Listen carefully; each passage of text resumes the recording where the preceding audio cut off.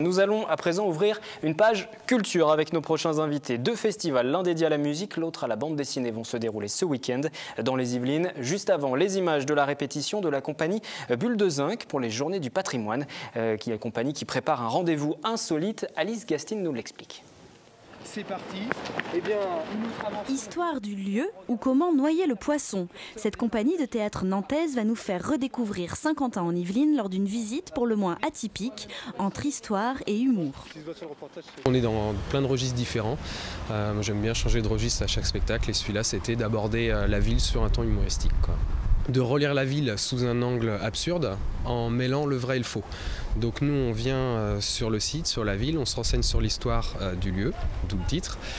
On prend un personnage qui a existé dans le passé mais qui est ignoré. Ce personnage, c'est l'abbé Picard, à l'origine de la construction des canaux qui ont servi à alimenter Versailles au XVIIe siècle.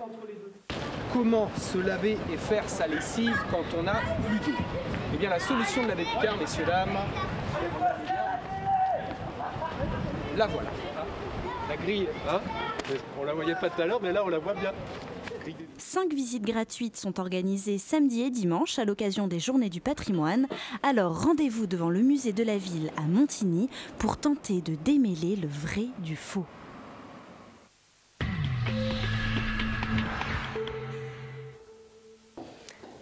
Deux festivals se déroulent donc ce week-end, je vous le disais il y a quelques instants. Un festival de BD du côté de Crépierre et nous recevons pour en parler Corinne Ruel, chargée de communication sur ce festival. Bonsoir. Et également Claire Bigard qui est dessinatrice. Bonsoir. Vous avez dessiné l'affiche justement de ce festival qu'on verra à l'image. Vous l'avez ramené mais on va la voir aussi s'afficher. Et puis l'autre festival dont nous parlerons tout à l'heure, c'est le festival Magnifique. Bonsoir à Jérémy Bosselu. Bonsoir. Et bonsoir à Angèle Guibert. Donc vous travaillez tous les deux sur l'organisation de ce festival dédié à la musique, aux arts de rue, au cirque également. Vous allez nous donner tout le programme. On va commencer par la bande dessinée. Le festival de Crépierre, c'est le plus grand des petits festivals. C'est Michel Blanc-Dumont, notamment connu pour Blueberry, qui a dit ça. Oui. C'est un honneur. Vous vous attendiez justement à devenir le plus grand des petits festivals. Est-ce que ce titre vous convient? Oui, parfaitement. C'est ce que vous vouliez quand vous avez fondé le festival? Oui. Quelle était l'idée derrière justement? L'idée, c'était qu'il ne soit pas trop grand, justement, qu'il soit convivial. Vous ne vouliez pas devenir comme Angoulême? Non, pas vraiment, pas du tout. Mais qu'il soit connu et que l'on ait du monde et que ça reste vraiment sur le plan familial, convivial. Et alors l'idée c'était quoi? C'est une histoire de passionnés à la base? Oui, c'est deux passionnés au départ, en 2005, qui ont créé ce festival. Et c'était juste après le festival Brassens qui avait lieu à Crépierre. Et il y avait des dessinateurs et justement ça a attiré les dessinateurs et ils ont eu l'idée de le créer. Donc depuis 2005, en 2005 nous avons eu 750 visiteurs. Et là, on en attend plus de 3000. Alors, qu'est-ce qui a changé entre 2005 et aujourd'hui, justement, sur le festival? La même recette? Vous avez modifié des choses? Non. Ça a quand même pris un peu d'ampleur en termes de fréquentation, déjà? Ça a pris de l'ampleur. La deuxième année, je crois, ce qui nous a vraiment propulsé, c'est la venue de Jacques Martin. Dessinateur très connu. D'Alix, qui a fait ses 60 ans de BD chez nous. À ce moment-là, oui. Alors, Claire Bigard, justement, vous êtes installée à Crépierre? Moi, j'habite à Crépierre depuis 30 et quelques années. Donc, vous n'êtes pas venue spécialement pour le festival? Non, moi, j'habitais sur place, en fait. Et vous étiez ravie, alors, j'imagine, de voir la création d'un festival dans votre... Ça a été tout à fait un hasard, en fait. Au départ, je suis storyboarder dans le cinéma, pendant j'ai fait ça 20 ans, et je suis venue à la BD tout à fait gentiment, on va dire, parce que j'ai fait des BD toute seule dans mon coin sans que personne ne le sache au départ. Et l'organisateur du festival, en 2004-2005, quand il commençait à mettre sur pied le festival, a eu vent que je faisais effectivement une BD dans mon coin.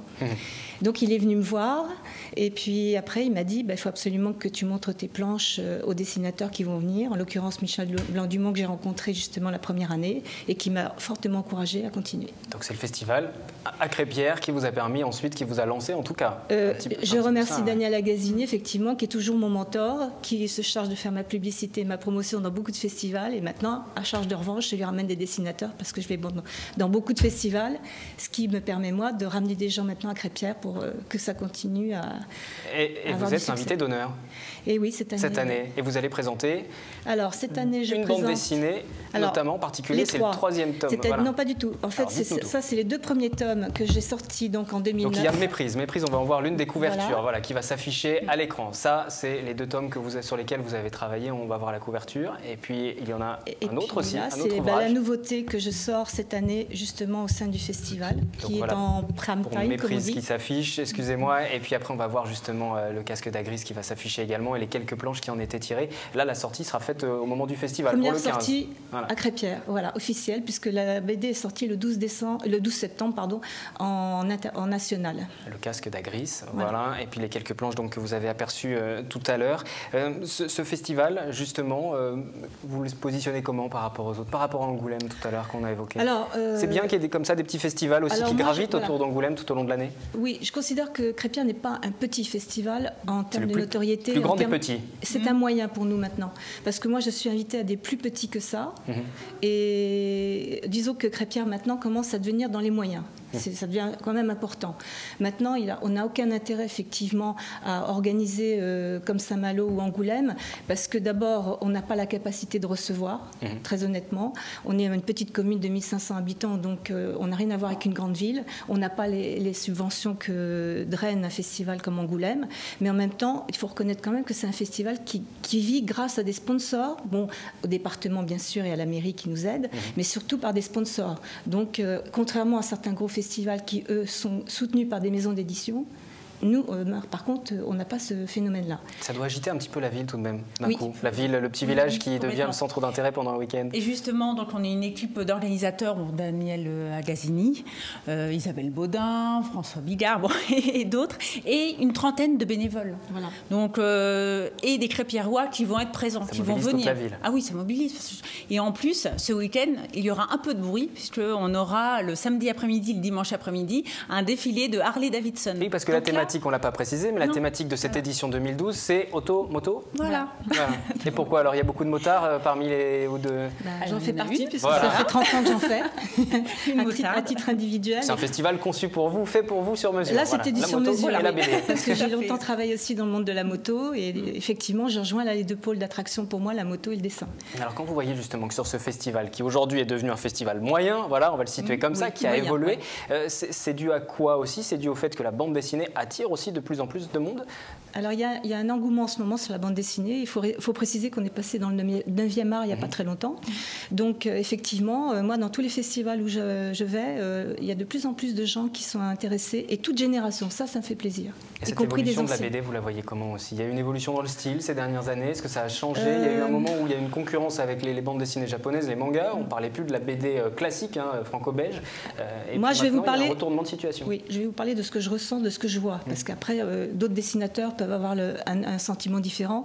Moi, je pense d'abord que la BD a tout son avenir encore, qu'on n'arrivera jamais à accepter le numérique, la lecture sur écran. Parce que nos acheteurs sont fanatiques du toucher. Ils veulent palper, ils veulent sentir un livre. Voilà. Donc pour eux, c'est un objet de collection. Et je pense que moi, mon ressentiment personnel, c'est qu'on en revient à des méthodes traditionnelles. Même au niveau des dessinateurs, maintenant, on est un petit peu moins tenté de travailler sur ordinateur rendu numérique. Il y en a certains qui le font. Mais sur les gens avec qui je parle, des fois, ils ont une envie de revenir au pinceau et au papier. Le 9e art qui a encore de beaux jours devant lui. Festival de Crêpière ce week-end, le samedi et le dimanche, avec des dédicaces, rendez-vous des collectionneurs aussi. Il y aura des exposants qui seront présents, ce défilé, aussi. Plein d'animations. Et la gendarmerie qui fera ses acrobaties en moto, je pense. Et le programme complet sur le site internet justement du festival. Du côté du festival, magnifique. Alors, il n'y a pas de bande dessinée. C'est la seule chose qui vous manque. C'est complémentaire. On va faire ça pour une prochaine édition, pourquoi pas. Vous allez nous donner par contre tout le programme. Dans un instant, on va juste faire une petite pause. On va sortir de ce plateau quelques instants pour se rendre à Maurepas. Il y avait le festival Coup d'État le week-end dernier, dimanche dernier, en tête d'affiche Hubert Félix Thiéphène. Et nous y avons croisé également Johnny Montreuil, un pur rocker. Rencontre. Coup d'État samedi dernier à Maurepas. Évidemment, l'événement n'a rien de politique. Il s'agit en fait d'un festival musical organisé sur le Stade du Bois par une association avec à sa tête Francis Costard, le directeur adjoint du Café de la Plage que nous avons rencontré dans l'espace VIP. Francis Coster, ce serait plus simple que tu me tutoies. Dans le rock, il faut savoir qu'on se tutoie tous. Ouais, mais maintenant, aujourd'hui, tu y es. Ici, c'est réservé aux artistes. Donc ici, tu es ce qu'on appelle, nous, communément la plage. Voilà, ça tombe bien, il y a une piscine juste à côté. Et donc il y a des loges, tu vois, et ils se retrouvent dans différentes loges. Et puis on a même du massage, là, une masseuse, une kiné qui est venue pour s'occuper et chouchouter les artistes. Parmi les artistes en question, Hubert Félix Thieffen, le groupe arcisien Deportivo ou encore Johnny Montreuil, un loulou issu de la formation Prince Chameau au style directement inspiré par l'esprit blouson noir des années 60. Oui, effectivement, mon nom à moi c'est Johnny. Si t'en mandat, t'as le lit, allez vas-y. Oui, j'ai buté ma femme. Prince Chameau, on était avant, voilà, c'était le groupe, on a expérimenté des choses, c'est les premiers textes, les premiers trucs, on faisait de la zik un peu instinctivement, il n'y avait pas vraiment de style, bon, c'était emprunté à plein de choses, il y avait... Là, Johnny Montreuil, il y a déjà un truc beaucoup plus, une ligne plus directrice avec une grosse influence de Johnny Cash, des adaptations qu'on fait de lui, c'est parti de là le projet Johnny Montreuil, donc des textes carrément de Johnny Cash, réadaptés, complètement adaptés, librement adaptés on va dire. Bilan de cette première édition du festival, 1500 spectateurs, soit 1000 personnes de moins que prévu. Les organisateurs doivent maintenant faire les comptes et se lancer dans la recherche de nouveaux financements s'ils veulent pouvoir de nouveau faire bouger Maurepas.